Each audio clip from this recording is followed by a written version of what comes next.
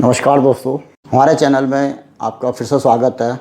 दोस्तों, आजकल आपने अखबारों में, सोशल मीडिया में या पॉलिटिकल फोरम पे रुपये के डेप्रिसिएशन के बारे में बार बार चर्चाएं सुनी होंगी। और रुपये डेप्रिसिएशन क्या होता है, डिवैल्यूएशन क्या होता है, इन सभी बातों पे मैं चर्चा करूँगा। सबसे पहले मैं डेप्रिसिएशन की ही बात करता हूँ। जब कभी किसी भी करेंसी की वैल्यू डॉलर या किसी अन्य विदेशी करेंसी के अगेंस्ट कम होती जाती है तो उसे डेप्रिसिएशन कहते हैं। डेप्रिसिएशन के कई कारण हो सकते हैं, जिनमें से एक पॉलिटिकल इनस्टेबिलिटी का भी कारण होता है। दूसरा, उस देश की आर्थिक नीति या उस देश के सेंट्रल बैंक द्वारा इकोनॉमिक पॉलिसी कैसे चलाई जा रही हैं, या उस देश में विदेशी मुद्रा कैसे आती है, उस देश का इंपोर्ट और एक्सपोर्ट का बैलेंस कैसे बना हुआ है, क्या इंपोर्ट बहुत ज़्यादा है और एक्सपोर्ट कम है, या उस देश में विदेशों से फॉरेन इंस्टीट्यूशनल इन्वेस्टर्स या फॉरेन पोर्टफोलियो इन्वेस्टर्स या फॉरेन डायरेक्ट इन्वेस्टमेंट या एनआरआई का कितना इन्वेस्टमेंट हो रहा है, उस पर भी एक्सचेंज रेट डिपेंड करता है। डेप्रिसिएशन एक स्वाभाविक क्रिया है जो कि इन सभी फैक्टर्स पर निर्भर करती है। और जब भी फ्लोटिंग एक्सचेंज रेट होता है तो डेप्रिसिएशन मार्केट फोर्सेस के हिसाब से, डिमांड सप्लाई के हिसाब से अपने आप ही होता रहता है। लेकिन इस डेप्रिसिएशन को देश के सेंट्रल बैंक द्वारा किसी न किसी ढंग से घटाया बढ़ाया जा सकता है। सेंट्रल बैंक जैसे आरबीआई के पास विदेशी मुद्रा का भंडार होता है। जब कभी विदेशी मुद्रा की ज़्यादा डिमांड होती है और सप्लाई मार्केट में कम है तो आरबीआई धीरे से अपने भंडार से विदेशी मुद्रा रिलीज़ करता है। उससे जो डेप्रिसिएशन का प्रोसेस है उसमें थोड़ा सा रोक लगती है। दोस्तों, भारत में पहले फिक्स एक्सचेंज रेट होता था जो कि reserve bank of India decide करता था।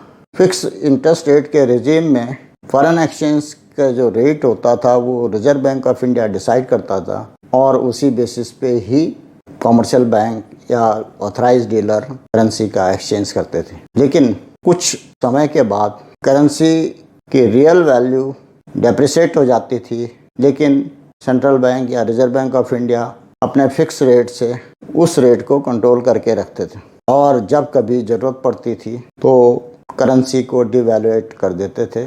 डिवैल्यूएशन प्रोसेस जो सेंट्रल बैंक ही डिसाइड करता था कि आज जो फिक्स रेट है वो यदि 78 रुपये है तो कल से वो 80 रुपये होगा, तो वो डिवैल्यूएशन कहलाता है।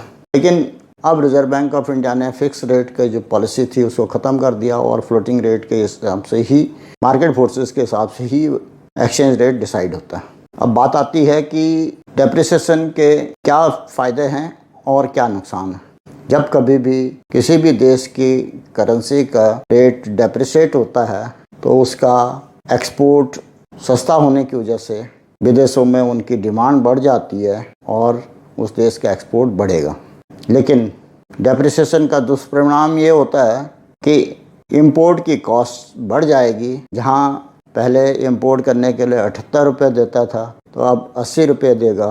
तो उस डेप्रिसिएशन की वजह से इंपोर्ट इन्फ्लेशन बढ़ जाता है, जो कि आज की डेट में न केवल करेंसी की वजह से बल्कि क्रूड ऑयल की वजह से भी इन्फ्लेशन बढ़ा है। ज़रा सोचिए कि यदि क्रूड ऑयल की प्राइसेस $70 से 117 डॉलर पर बैरल इंटरनेशनल मार्केट में होने की वजह से महंगाई लगभग 2 गुना के करीब अपने आप ही बढ़ जाएगी। लेकिन उसके साथ ही यदि करेंसी भी डेप्रिसिएट होती है तो वो इंपोर्ट बिल और ज़्यादा बढ़ जाएगा। तो इंपोर्टर के लिए वो नुकसानदायक है, एक्सपोर्टर के लिए फ़ायदेमंद है। इकोनॉमिस्ट के लिए भी वो एनालिसिस के लिए फ़ायदेमंद है, क्योंकि इकोनॉमिस्ट यही चाहेंगे कि देश का एक्सपोर्ट बढ़े, देश को रेवेन्यू मिले और एक्सपोर्ट की कॉस्ट कम से कम रहने पे विदेशों में ज़्यादा डिमांड होगी।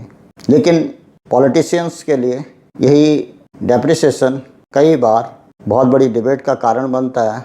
जैसा कि आपने देखा होगा कि पिछले इलेक्शन के टाइम पे 2013-14 में अचानक ही इंडियन रुपी डेप्रिसिएट होकर के 57-58 रुपये के रेट से 67-68 रुपये के रेट तक पहुंच गई। और भाजपा की सरकार आई केंद्र में, तो उन्होंने रिजर्व बैंक के इंटरवेंशन से या थोड़ा सा यहाँ पर निवेश का माहौल बनाने से, कुछ इंपोर्ट कम करने से एक्सचेंज रेट को फिर 60-62 रुपये के रेट पे ले आए थे।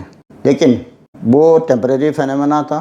धीरे धीरे आज आप देख रहे होंगे कि या पिछले 8 सालों में रुपये डेप्रिसिएट होकर के 78 रुपये और कल 29 जून को 78 रुपये 97-98 पैसे तक पहुंच चुका था। यह भी माना जा रहा है कि मार्केट से बाहर 79 रुपये तक पहुंच गया था। और जैसे कि मैंने पिछले कई वीडियो में कहा है कि यदि RBI इंटरवेन न करता तो जून के महीने में ही यह 80 रुपये तक पार कर जाता। दोस्तों, मेरा ये मानना है कि जो ये रुपये में डेप्रिसिएशन हो रहा है, ये कोई डेप्रिसिएशन ना हो करके ये करेक्शन है जो कि डिमांड सप्लाई पे निर्भर कर रही है। और आज की डेट में फॉरेन एक्सचेंज की डिमांड या डॉलर की डिमांड न केवल क्रूड ऑयल की प्राइस बढ़ने की वजह से हो रही है, बल्कि FIs, FPI और NII द्वारा लगातार देश से, शेयर मार्केट से पैसा निकाल करके अपने देशों को या दूसरे देशों में पैसा भेजा जा रहा है। उसकी वजह से ये लगातार रुपये डेप्रिसिएट हो रही है। दोस्तों, तीसरा कारण यह भी है कि रिजर्व बैंक द्वारा एक्सचेंज रेट को कंट्रोल करने के लिए बहुत ज़्यादा इंटरवेंशन नहीं किया जा रहा है, क्योंकि RBI भी यह मानता है कि रुपये ग्रेजुअली डेप्रिसिएट होता जाएगा और यह नवंबर-दिसंबर तक 81 रुपये पर डॉलर तक पहुंच जाएगा। दोस्तों, डेप्रिसिएशन किसी भी करेंसी का मार्केट फोर्सेस के आधार पर फ्लोटिंग रेट में डिमांड सप्लाई पर निर्भर करता है और कई बार ये शॉर्ट टर्म डिमांड और सप्लाई पर निर्भर करता है, कई बार लॉन्ग टर्म डिमांड और सप्लाई। अब जो स्थिति है वो लॉन्ग टर्म फेनोमेना है, जो कि अगले कम से कम 1 साल तक रुपये डेप्रिसिएट होती रहेगी या करेक्ट होती रहेगी। मैं इसको डेप्रिसिएशन नहीं कहूँगा, ये नॉर्मल करेक्शन कहूँगा।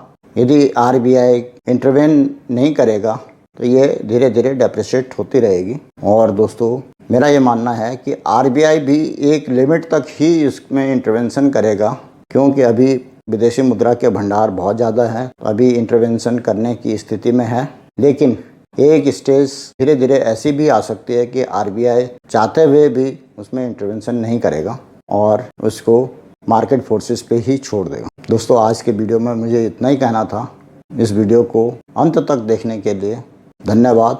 यदि यह वीडियो पसंद आया है, इसको लाइक करें, अपने दोस्तों में शेयर करें और यदि इस विषय में कुछ जानकारी और चाहिए तो अपने कमेंट करें।